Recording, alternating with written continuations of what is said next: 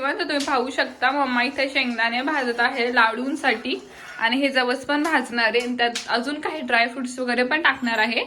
तर तुम्ही पाहू शकता मी ओरीला पण घेऊन आली इकडे आणि तो खेळतोय मस्त आणि मम्मा तिकडे आतमध्ये जवस आणि ते भाजतीये आणि मी बेलाला घेतलेला आमच्या आणि तिने ओरिओला पाहिजे ती डायरेक्टली गुरकायला लागली तिच्या अंगावरती.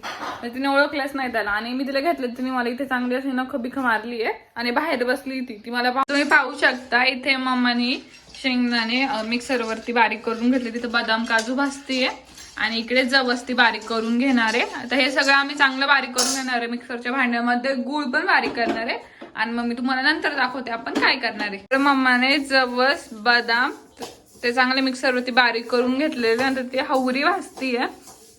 इथे मम्मा तूप टाकते त्याच्यात आणि तिने सगळं लाडूचं जे केलेलं आपण ते सगळं मिक्सरवरती बारीक केलेलं आहे आणि आता आम्ही लाडू वाळणार आहे. तर असे लाडू तयार करून झालेले आहेत. हे लाडू करताना आम्ही गुळ फार कमी प्रमाणात घातला की माझ्या वडिलांना गुळ जास्त नको होता म्हणून कमी प्रमाणात घातला. तुम्ही पण खाऊन बघा, खूप टेस्टी लाडू आहे आणि खूप सुंदर लागतात. तुम्ही खाऊन बघा, ऑर्डर द्या.